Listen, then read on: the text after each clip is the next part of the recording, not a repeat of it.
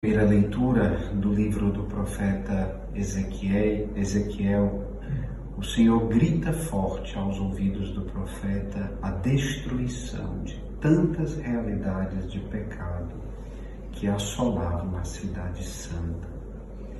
Mas promete marcar com um tal, esse símbolo, na testa os homens que gemiam e suspiravam por causa dos horrores que nela se praticavam.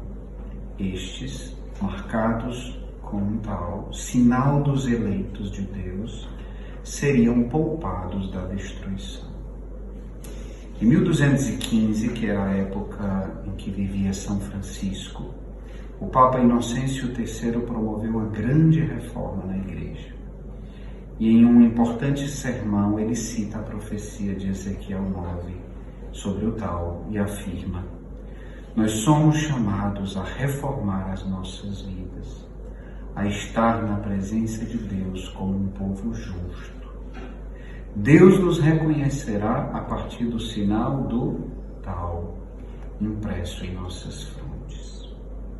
São Francisco de Assis escutou aquela pregação e ficou muito tocado. Ele já tinha uma familiaridade com esse símbolo do tal, porque uma comunidade religiosa chamada de Santo Antão, com a qual ele servia os leprosos, usava o tal como uma espécie de proteção contra o contágio da lepra. Esse símbolo, sempre falando do tal, se tornará muito caro para São Francisco.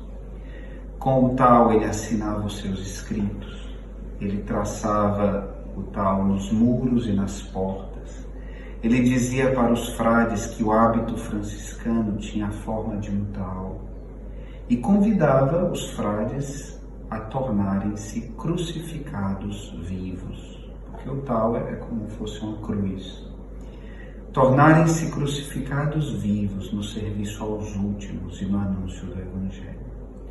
Ainda hoje, muitas comunidades que de algum modo partilham a espiritualidade franciscana, como também nós da comunidade Shalom, usamos o tal como um símbolo de pertença a Deus e de eleição de Deus nas nossas vidas.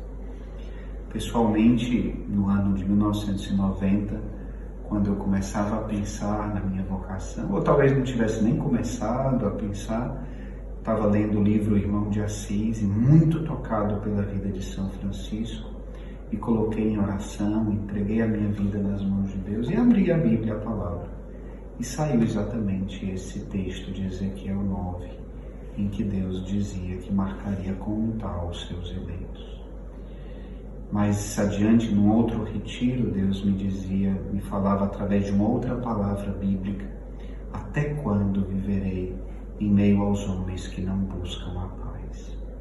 Que Deus nos dê a graça de meditar sobre a vocação a qual Ele nos chama, o sentido da eleição de Deus, Deus que nos escolhe, e dessa pertença que Ele nos chama a ter, né, em relação a Ele, toda a nossa vida em Suas mãos.